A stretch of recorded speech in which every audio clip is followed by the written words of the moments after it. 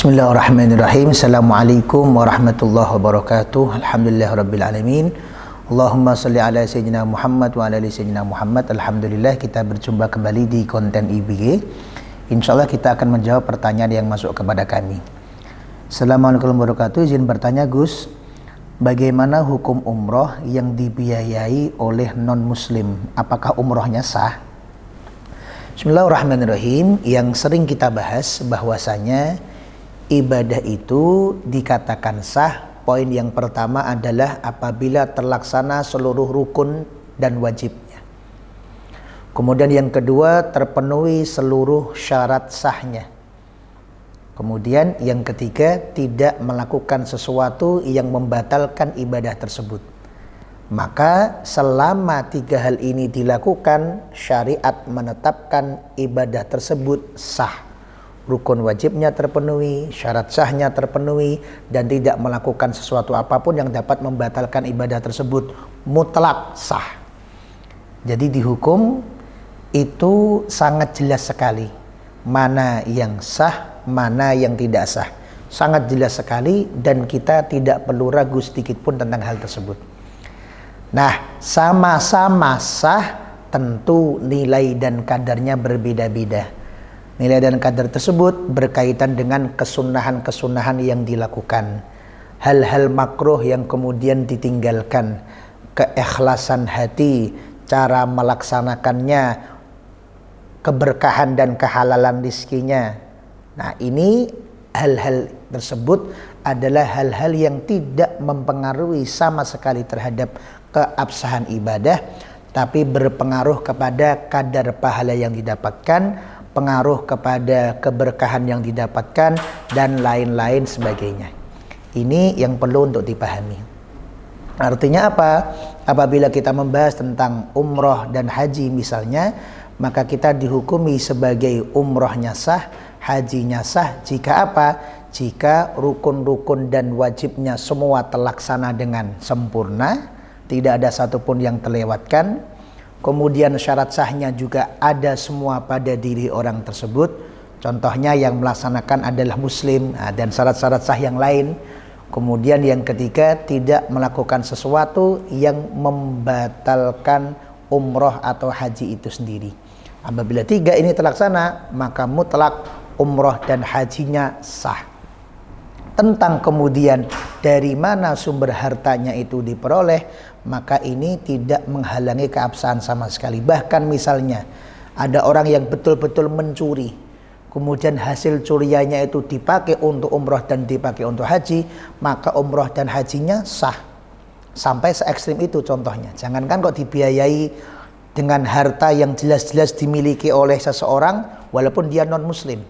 Ini contoh yang lebih ekstrim, yaitu betul-betul ada pencuri yang hasil curiannya dipakai untuk umroh, maka hukum umrohnya mutlak sah. Tapi apakah umroh yang seperti ini mampu mendatangkan anugerah dari Allah, mampu mendatangkan keberkahan dari Allah, mampu mendatangkan pahala dari Allah, mampu mendatangkan keridhaan dari Allah? Maka jawabannya pasti tidak mungkin. Nah, sehingga keabsahan tersebut tidak berhubungan dengan sesuatu yang menjadi sumber dari mana harta tersebut kita dapatkan sehingga kita bisa berangkat umroh dan haji.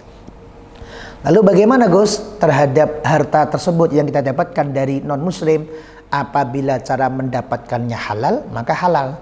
Di dalam Islam, dalam bab muamalah, kita tidak cuma diizinkan oleh syariat untuk bermuamalah dengan orang muslim saja. Kalau urusannya babakan muamalah, urusannya tentang muamalah, maka kita diperbolehkan untuk bermuamalah dengan orang-orang non muslim juga.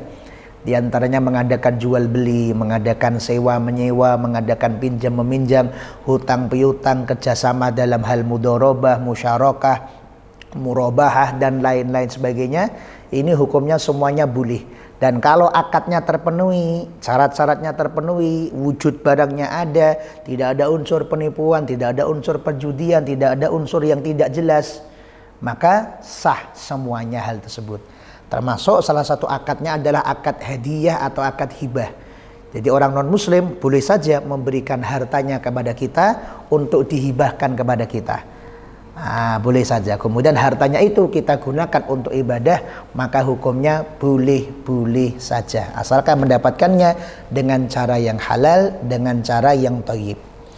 Pertanyaan lanjutannya, lalu apakah orang non-muslim yang membantu kita untuk beribadah, apakah dia mendapatkan pahala dari sisi Allah Subhanahu wa taala?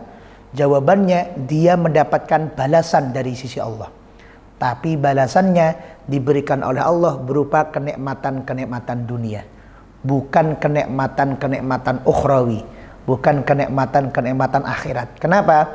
Karena innamal a'malu binniyat. Amal itu hanya tergantung pada niatnya. Artinya apa? Ketika ada orang yang non-muslim, yang dia tidak beriman kepada Allah dan Nabi Muhammad, tentu ketika dia berbuat kebaikan, dia tidak berharap kebaikan dari Allah dan Nabi Muhammad, dari syariat Islam. Kenapa? Karena kalau dia berharap kebaikan dari syariat Islam, pasti dia sudah sadar dan masuk Islam. Oh, berarti niatnya membantu bisa jadi apa? Bisa jadi untuk membuat hubungannya baik. Bisa jadi untuk memberikan kesenangan kepada orang lain. Bisa jadi agar dia menjadi tertarik kepada saya. Bisa jadi biar barang dagangan saya dibeli sama dia. Bisa jadi agar menambah relasi kerja dan lain-lain. Maka karena orang non-muslim tersebut memberikan hartanya kepada orang lain, niatnya bukan gara-gara ukhrawi, bukan gara-gara demi Allah, demi Rasulullah, demi Islam, demi mendapatkan pahala dan surga dari Allah, demi dunia, maka dengan niat tersebut Allah Subhanahu wa taala memberikan balasannya. Maka masuk di dalam ayat di mana Allah Subhanahu wa taala berfirman, "May ya'mal miskala dzarratin", barang siapa yang beramal sekecil biji darrah, khairan berupa kebaikan, yarahu, maka dia akan mendapatkan balasannya dari Allah. Sebaliknya, wa may ya'mal miskala dzarratin, siapa orang yang mengamalkan walaupun sekecil biji darrah, syarran berupa keburukan, yarahu, maka dia akan melihat balasannya dari Allah. Sebagian mufassirin mengatakan ayat ini berlaku untuk orang muslim saja. Tapi mayoritas mufassirin mengatakan ayat ini berlaku juga untuk non-muslim. Artinya apa? Non-muslim melakukan kebaikan akan dibalas kebaikan oleh Allah. Non-muslim melakukan keburukan akan dibalas keburukan oleh Allah. Cuman bedanya, kalau dia melakukan kebaikan, maka kebaikannya akan dikembalikan oleh Allah Ta'ala berupa kenikmatan-kenikmatan yang bersifat duniawi saja. Maka dalam hal ini Allah Subhanahu wa Ta'ala adalah Tuhan yang sangat pengasih, sangat penyayang, dan juga sangat adil. Bahkan kita lihat orang-orang non-muslim yang mungkin kelakuannya tidak baik, itu pun masih diberikan nikmat oleh Allah. Nikmat bisa melihat pemandangan indah, nikmat bisa memiliki keluarga, nikmat bisa memiliki harta duniawi. Ini yang kelakuannya jelek. Maka untuk non-muslim yang kelakuannya baik akan ditambah oleh Allah Ta'ala, tapi hanya merupakan nikmat-nikmat duniawi yang tidak berefek sama sekali dengan keselamatan ketika ia di akhirat. Demikian yang dapat kami sampaikan, semoga dapat menjadi keterangan yang lengkap untuk kita semua. Assalamualaikum warahmatullahi wabarakatuh.